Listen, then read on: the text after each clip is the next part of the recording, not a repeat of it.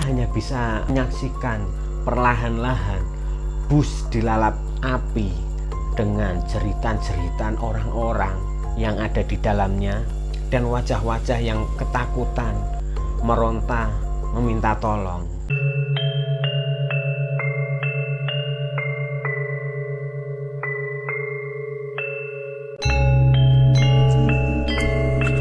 Assalamualaikum, hai, thank you matur suwun dah klik video ini. Saya Bre Ahmad, ketemu lagi di Bre Alkisah.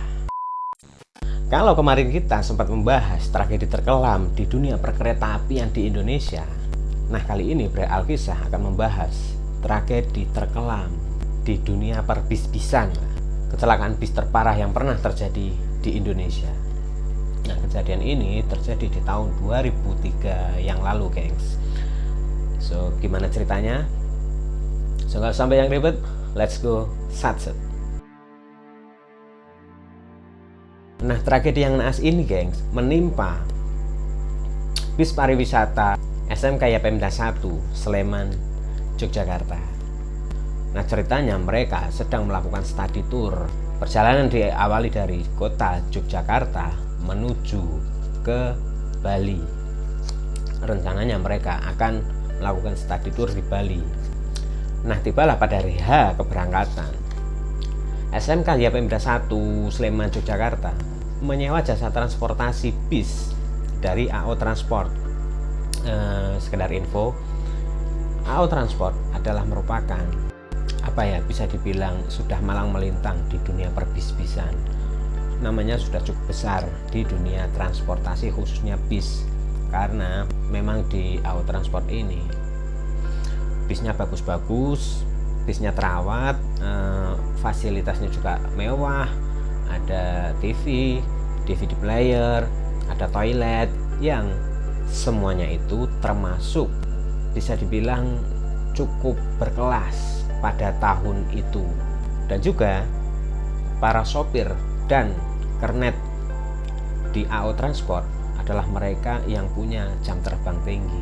Mereka para sopir-sopir berpengalaman yang tentunya mereka sangat bisa diandalkan.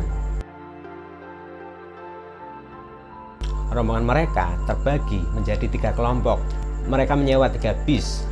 Di dalam satu bis terdapat atau diisi masing-masing 50 siswa, 3 guru, dan 1 tour guide. Terus ditambah lagi 1 pak sopir dan 1 kernet. Jadi totalnya dalam setiap bis berisikan 56 orang. Nah, perjalanan dimulai dari SMK Yapemda 1 dari Jogja menuju Pelabuhan Gilimanuk Banyuwangi, lalu diteruskan untuk nanti menyeberang ke Bali. Akhirnya berangkatlah mereka. Rombongan bis 1, bis 2, bis 3 berurutan. Mereka senang-senang karena mereka sudah lama sekali untuk menanti study tour ini. Bayang aja, kalian juga pasti dulu kalau mau piknik atau mau wisata study tour pasti sangat excited dan selalu ngitungin, wah kapan ya, kok lama banget. Nah, selama perjalanan dari Jogja menuju ke Pelabuhan Gilimanuk, bis 3 mengalami kendala, gengs, yaitu bis 3 mengalami pecah kaca. Bukan pecah yang menjadi berkeping-keping gitu, bukan, tapi ya retak gitulah. Gimana ya, kaca mobil atau kaca kendaraan kan pecahnya nggak langsung piar gitu seperti kaca yang di rumah. Kaca itu pecah, lalu bis 3 berhenti untuk memperbaiki secara darurat kaca bus 3 yang pecah. Nah, setelah perbaikan kaca selesai, lanjut perjalanan, seneng-seneng lanjutkan perjalanan.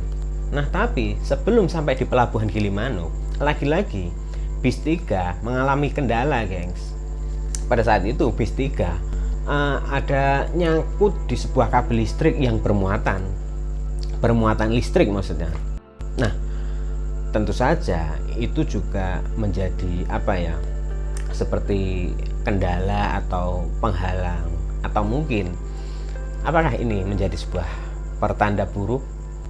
Nah, selanjutnya akhirnya kendala tersangkut listrik, tragedi kesangkut listrik bisa teratasi juga. dan mereka akhirnya menyeberang ke Pulau Bali sampai di pelabuhan. Lalu mereka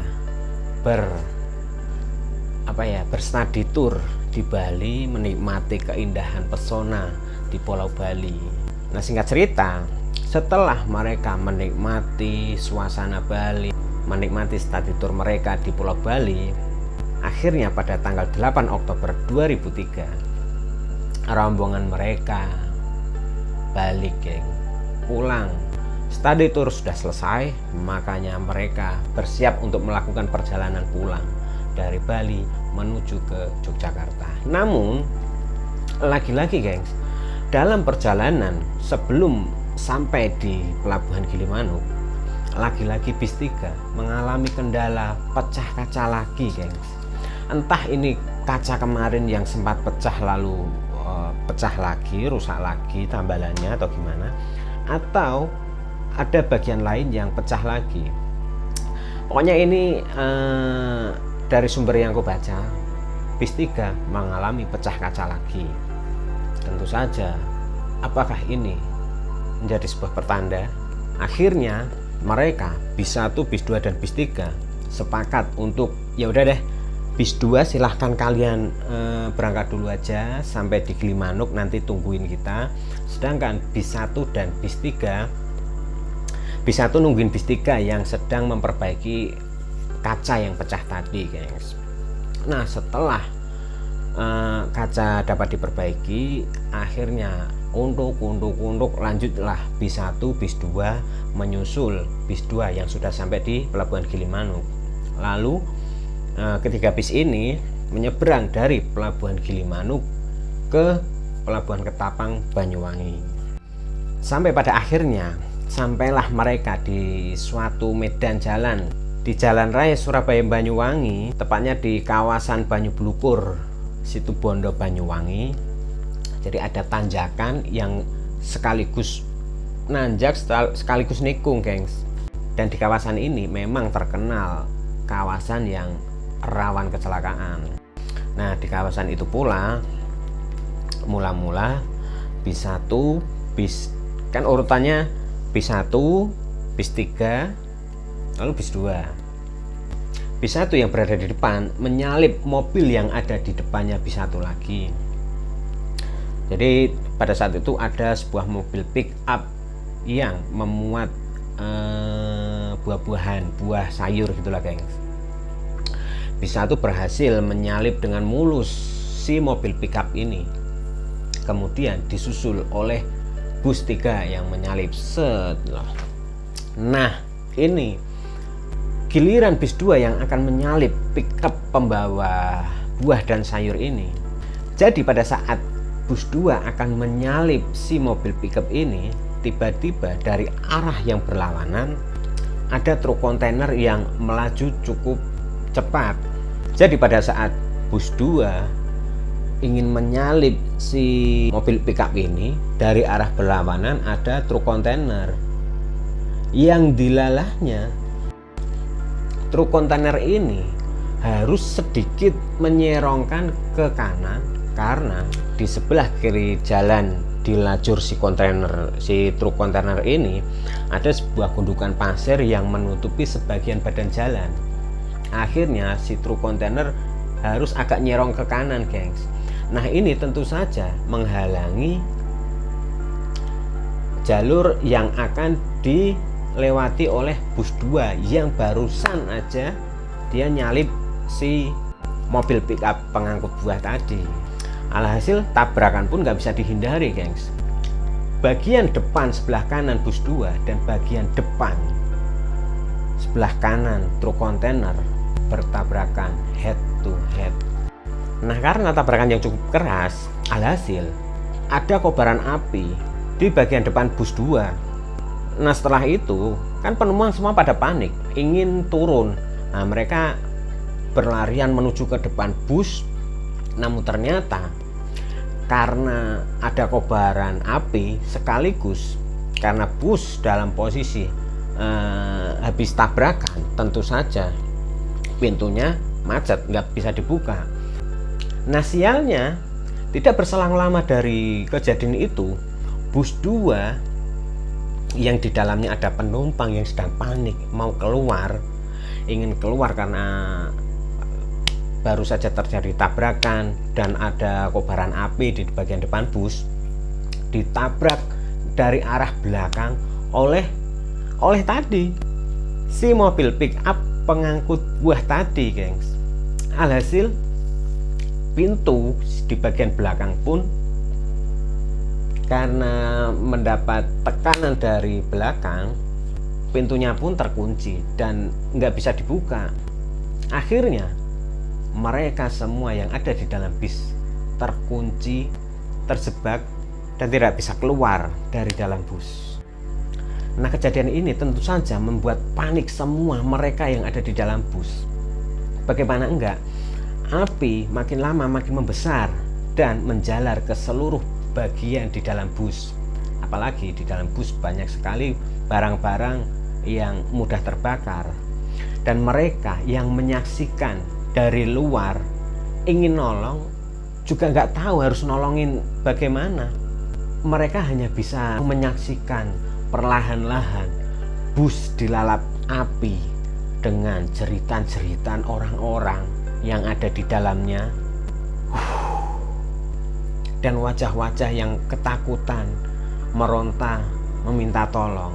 Dan akhirnya pada saat evakuasi, polisi bersama pemadam kebakaran juga dibantu oleh para warga berhasil untuk memadamkan api yang membakar bus 5 jam setelah kejadian. Dan dari sana ditemukan para korban, para penumpang bus tertumpuk di bagian pintu belakang bus. Banyak juga ditemukan potongan-potongan anggota badan yang sudah terlepas, kulit dan daging mereka sudah gosong, dan bahkan sangat sulit untuk mengenali jasad-jasad para korban tersebut. Jadi hampir semua penumpang di dalam bus 2 tidak ada yang selamat, gengs, kecuali satu sopir dan kenek. Karena pada saat kejadian tersebut ternyata yang menyopiri adalah keneknya. Si supir sedang beristirahat, dan sesaat setelah terjadi tabrakan, sopir dan kenek ini berhasil untuk keluar dari bus. Alhasil mereka bisa selamat. Jadi semua 50 orang siswa, 3 guru dan 1 tour guide, mereka tewas di tempat. Semua korban lalu dievakuasi, lalu dibawa ke RSUD Situbondo.